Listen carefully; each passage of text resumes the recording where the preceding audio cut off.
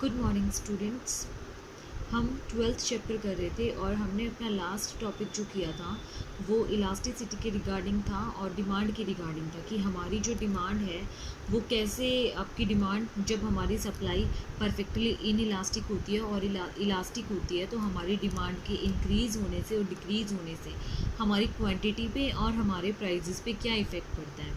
तो वो हमने देखा अपनी डिमांड के रिगार्डिंग। लेकिन अब हमारा नेक्स्ट टॉपिक है कि हमारी डिमांड जब परफेक्टली इलास्टिक हो या इन इलास्टिक हो और हमारी सप्लाई इंक्रीज़ करे या डिक्रीज़ करे तो उससे क्या इफ़ेक्ट पड़ेगा हमारे प्राइजेस पे और हमारी क्वांटिटी पे। आज हम वो चीज़ें डिस्कस करेंगे कि जब हमारी सप्लाई इंक्रीज़ होती है या फिर डिक्रीज़ होती है तो उससे हमारे प्राइजेस के और क्वांटिटी के अंदर क्या इफ़ेक्ट पड़ता है। ठीक है, तो हमारे टॉपिक का नाम है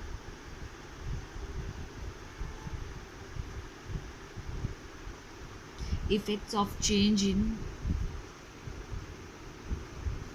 supply on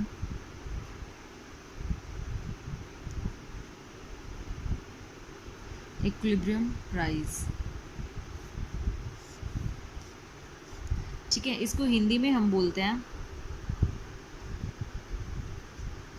पूर्ति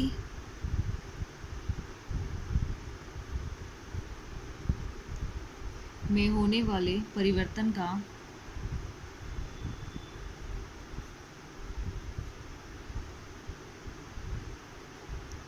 संतुलन कीमत पर प्रभाव। आज हम ये डिस्कस करेंगे। तो इसमें हमारा सबसे पहले देखो, जब हमारी ये डिमांड होती है और ये हमारी सप्लाई होती है, जहाँ हमारी डिमांड और सप्लाई कट करती है उस पॉइंट को हम क्या बोलते हैं, इक्विलिब्रियम पॉइंट बोलते हैं। और उसके कॉरस्पॉन्डिंग जब हम इसको वर्टिकल फॉर्म में लेके आते हैं तो वो हमारी क्वांटिटी होती है और हॉरिजॉन्टल में हमारी क्या होती है, प्राइस होते हैं। ठीक है, अगर हमारी डिमांड सेम रहे और हमारी सप्लाई जो है वो इंक्रीज़ हो या डिक्रीज़ हो, अगर हमारी सप्लाई इंक्रीज़ होती है तो वो कहाँ शिफ्ट होगी, नीचे वाली साइड शिफ्ट होगी इंक्रीज़ के केस में। तो ये अब डिमांड और सप्लाई यहाँ हमारी कट कर रही है तो ये नया कौन सा पॉइंट आएगा, इक्विलिब्रियम पॉइंट आएगा। ये नया इक्विलिब्रियम पॉइंट आएगा। इसको हम किससे डिनोट करेंगे, E1 से डिनोट करेंगे। इसके कॉरस्पॉन्डिंग ये होगी हमारी क्वांटिटी 1 और ये होगी हमारे प्राइस 1। ठीक है, ये जब हो रही है जब हमारी सप्लाई इंक्रीज़ हो रही है। व्हेन और सप्लाई इज़ इंक्रीज देन और प्राइस बी डिक्रीज एंड और क्वांटिटी इज़ इंक्रीज। जब हमारी सप्लाई इंक्रीज़ होगी तो हमारी क्वांटिटी इंक्रीज़ होगी बट हमारे प्राइसेस जो होंगे वो क्या होंगे, लो होंगे।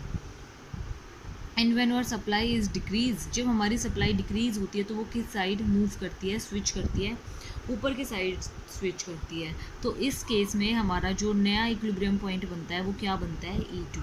S2 और D के कट करने से हमारा नया इक्विलिब्रियम पॉइंट E2 बनता है। ये इसके कॉरस्पॉन्डिंग हम लेकर आते हैं तो ये हमारा Q2 और ये हमारा प्राइस P2 बन जाता है। ठीक है स्टूडेंट्स, ये थी हमारी सप्लाई के रिगार्डिंग। अब मैं इसको एक बार, ये तो मैंने इकट्ठा समझाया, मैं इसको अलग अलग समझा देती हूँ। व्हेन इंक्रीज इन सप्लाई,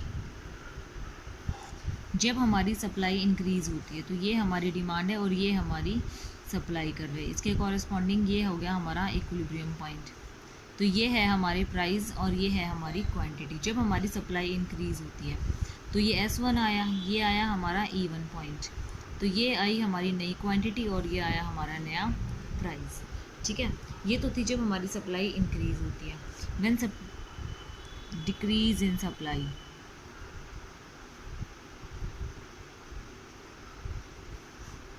ठीक है, डिक्रीज़ इन सप्लाई के केस में क्या होगा, ये क्वांटिटी होगी, ये सप्लाई होगी, तो ये हमारा इक्विलिब्रियम पॉइंट और ये हमारे प्राइस। ठीक है, जब हमारी सप्लाई डिक्रीज़ होती है तो कहाँ स्विच ऑफ होती है, S1 पे।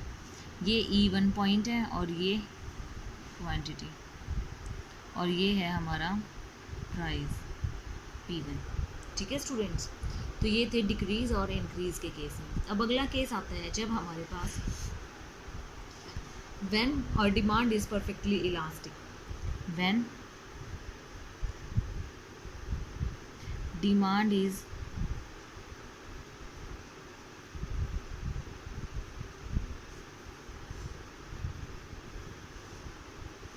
Perfectly elastic. तो इसके भी दो केस होंगे, increase in supply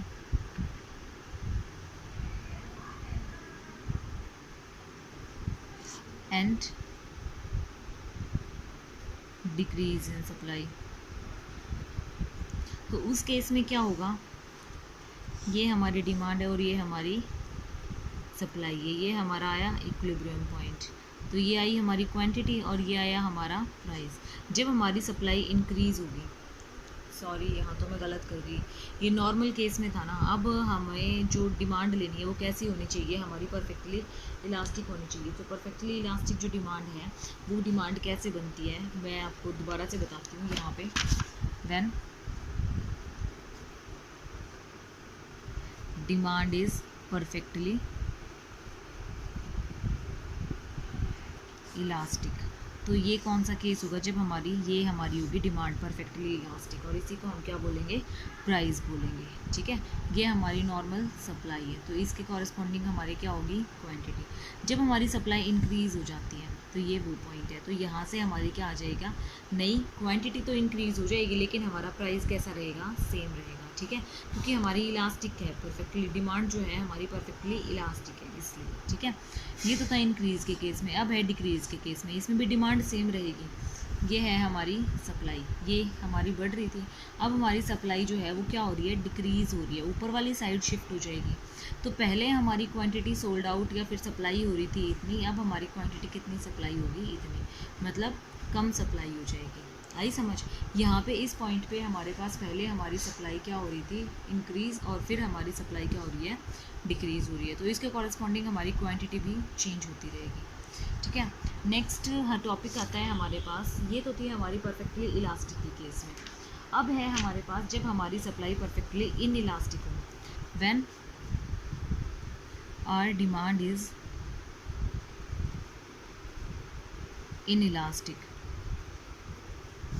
in elastic के केस में क्या होता है, हमारी जो डिमांड है वो इस टाइप से आ जाती है, इन इलास्टिक, कोई चेंज नहीं होता। ये हमारी क्या होगी, सप्लाई होगी। तो जहाँ हमारी सप्लाई और हमारा डिमांड कट करेगा वो हमारा पॉइंट कौन सा होगा, इक्विलिब्रियम पॉइंट होगा। ये हमारी क्वांटिटी होगी और ये होगा हमारा प्राइस।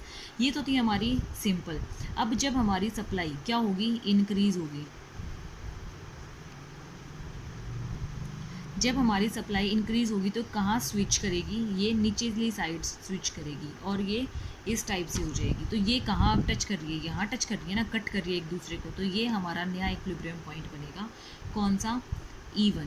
और इसके कॉरस्पॉन्डिंग अब देखो, ये हमारी क्वांटिटी तो सेम है बट हमारे प्राइस में चेंज आएगा। जब आप परफेक्टली इलास्टिक देख रहे थे तो आपकी क्वांटिटी में चेंज आ रहा था, ये हमारा ई था और ये हमारा E1 था। ये ऐसे ही इसमें ये हमारा ई था और ये हमारा E1 था। यहाँ से आपकी क्वांटिटी में चेंज आ रहा था जब आपकी डिमांड क्या थी, परफेक्टली इलास्टिक थी। जब आपकी डिमांड परफेक्टली इन इलास्टिक होगी तो आपकी प्राइजेस में चेंज आएगा, not change in your quantity. ठीक है, अब आता है when supply is decrease.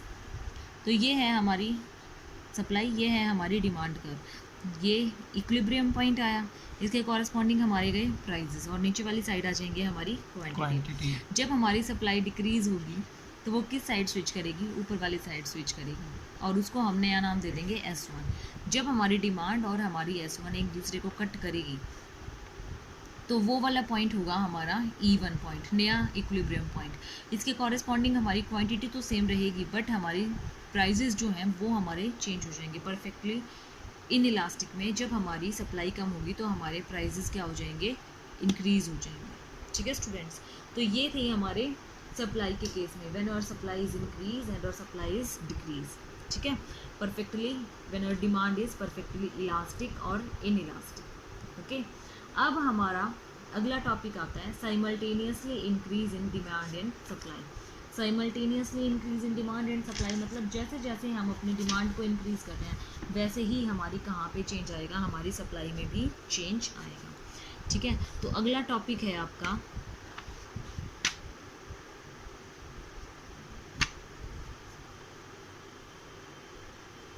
Simultaneously change in demand and supply. Simultaneously का मतलब क्या होता है, जब इकट्ठा हमारी डिमांड में और हमारी सप्लाई में चेंज आए। तो इसको भी हम दो तरीके से शो करेंगे, साइमल्टेनियसली इंक्रीज एंड डिक्रीज। तो फर्स्ट ऑफ ऑल हम इंक्रीज का केस करते हैं। ये है हमारी डिमांड और ये है हमारी सप्लाई। जहाँ डिमांड और सप्लाई कट हुई वहाँ हमारा हुआ इक्विलिब्रियम पॉइंट, और ये हुई हमारे प्राइस और ये हुई हमारी क्वांटिटी। अब देखो हमारी डिमांड जो है वो क्या हो रही है, इंक्रीज़ हो रही है, लेकिन हमारी सप्लाई जो है उसके मुकाबले कम बढ़ रही है। बढ़ तो रही है लेकिन कम बढ़ रही है। इसमें इतना चेंज आ रहा है देखो, और इसमें इतना सा चेंज आ रहा है। तो अब ये जो नया पॉइंट आएगा वो हमारा कौन सा पॉइंट आएगा, जहाँ पे हमारी D1 और हमारी S1 कट करेगी। ये वाला पॉइंट आएगा, यहाँ से हमारे प्राइजेस भी इंक्रीज़ होंगे और हमारी सप्लाई भी इंक्रीज़ होगी। लेकिन हमारे प्राइजेस उतने इंक्रीज़ नहीं होंगे जितने हमारी सप्लाई इंक्रीज़ होगी। ठीक है, तो डिमांड ज़्यादा बढ़ने से हमारी सप्लाई की क्वान्टिटी पे क्या होता है, फ़र्क पड़ता है, लेकिन प्राइजेस पे कम फ़र्क पड़ता है। अब है इक्वल चेंज। ठीक है स्टूडेंट्स, ये है हमारी डिमांड और ये है हमारी सप्लाई। तो ये आया हमारा इक्विलिब्रियम पॉइंट, ये आई आपकी क्वांटिटी और ये आया आपका प्राइस। ठीक है, अब इसी को आप आगे बढ़ाते हुए चलो डैश में, इसके ऊपर ले जाओ, ये आएगी आपकी D1 इस टाइप से, और इसके इस साइड लेके जाओगे तो इक्वल चेंज के लिए ये आएगी आपकी S1। तो ये नया पॉइंट आपका क्या आया, इक्विलिब्रियम पॉइंट। यहाँ पे आपके प्राइजेस सेम रहेंगे लेकिन आपकी क्वांटिटी क्या हो जाएगी, चेंज हो जाएगी। ठीक है, अब नया एक और आता है, जब आपकी डिमांड कम चेंज होती है और आपकी सप्लाई में ज़्यादा चेंज आता है। ये डिमांड है, ये सप्लाई है, ये हमारा इक्विलिब्रियम पॉइंट हुआ, ये क्वांटिटी और ये आपका प्राइस हुआ। डिमांड में तो कम इंक्रीज़ हो रही है डिमांड हमारी, और सप्लाई हमारी क्या हो रही है, ज़्यादा इंक्रीज़ हो रही है। तो ये नया पॉइंट इक्विलिब्रियम पॉइंट आएगा। इससे हमारी क्वांटिटी तो इंक्रीज़ होगी लेकिन हमारे प्राइजेस क्या होंगे, बिल्कुल थोड़े से चेंज होंगे। ठीक है स्टूडेंट्स, ये था हमारा increase simultaneously change in demand and supply. जब हमारी डिमांड और सप्लाई दोनों बढ़ती हैं, इकट्ठी बढ़ती हैं, वो रेशो में बढ़ती हैं, कोई कभी ज़्यादा बढ़ जाती है, कभी कम घट जाती है और कभी इक्वल हो जाती है। ठीक है, ये था हमारा इंक्रीज़ का केस। अब अगला केस करते हैं हम अपना डिक्रीज़ का केस। अगला केस हम अपना डिक्रीज़ का केस करते हैं। When decrease simultaneously decrease in demand and supply.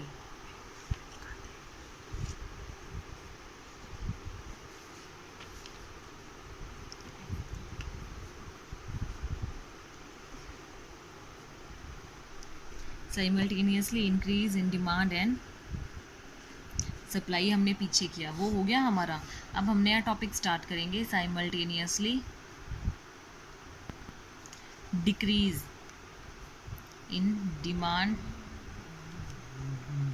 And supply. तो इसके भी हमारे 3 केस बनेंगे। इसके भी हमारे 3 केस कैसे बनेंगे, देखो। फर्स्ट केस वही, ये हमारी डिमांड है और ये हमारी सप्लाई है। जहाँ ये एक दूसरे को कट करेंगी वो होगा हमारा इक्विलिब्रियम पॉइंट। ये हमारी Q और ये हमारा P। जब आपकी डिमांड डिक्रीज़ होती है वो कहाँ शिफ्ट करती है, नीचे वाली साइड शिफ्ट करती है। तो ये हुई, जितनी हमारी डिमांड घटी उससे थोड़ी सी कम हमारी सप्लाई घटेगी। तो ये नया पॉइंट आ गया। जहाँ पे आपकी D1 और S1 कट हुई वो हमारा नया इक्विलिब्रियम पॉइंट आ गया। तो इससे हमारी क्वांटिटी भी कम होगी और हमारे प्राइस भी कम होंगे। ठीक है, अब आता है इक्वल चेंज। ये है हमारी डिमांड और ये है हमारी सप्लाई। ये आई आपकी इक्विलिब्रियम पॉइंट और ये है आपकी प्राइस, ये है आपके क्वांटिटी। अब यहाँ ये इतना ले लो, इसमें क्या होना चाहिए, इक्वल डिक्रीज़ होनी चाहिए। तो ये नया D1 आया और ये नया आपका क्या आया, S1 आया। आप इसको स्केल से करोगे तो ये आपकी नई Q1 आ जाएगी, लेकिन आपका प्राइस क्या रहेगा, इसमें सेम रहेगा। ठीक है, नया जब हमारी सप्लाई ज़्यादा कम हो रही है और हमारी डिमांड कम हो रही है। डिमांड सपोज़ करो सिर्फ इतनी हो रही है और हमारी सप्लाई इतनी हो रही है। ये था हमारा डिमांड और सप्लाई का, नॉर्मल डिमांड एंड सप्लाई का। तो ये नया E पॉइंट आ गया हमारा, ये Q और ये P। जब हमारी डिमांड और हमारी नई सप्लाई कट करेगी तो यहाँ आएगा, ये हमारा E1 पॉइंट होगा। तो यहाँ से हमारी क्वांटिटी भी डिक्रीज़ होगी लेकिन हमारे प्राइजेस जो होंगे वो क्या होंगे, इंक्रीज़ होंगे। ठीक है स्टूडेंट्स, जब हमारी सप्लाई ज़्यादा बढ़ेगी और हमारी डिमांड कम होगी तो हमारे प्राइजेस क्या हो जाएंगे, इंक्रीज़ हो जाएंगे और हमारी क्वांटिटी जो हो जाएगी वो क्या हो जाएगी, कम हो जाएगी। ठीक है, ये थे हमारे 3 केस डिक्रीज़ के अंदर। आज हमारा ये जो केसेस थे वो कंप्लीट हो गए हैं। कल से हम अपने टाइम एलिमेंट्स या फिर छोटे छोटे जो हमारे टॉपिक्स बचे हैं उनको कवर करेंगे। I hope you understand. बाकी हम कल डिस्कस करेंगे नेक्स्ट क्लास में। Thank you students.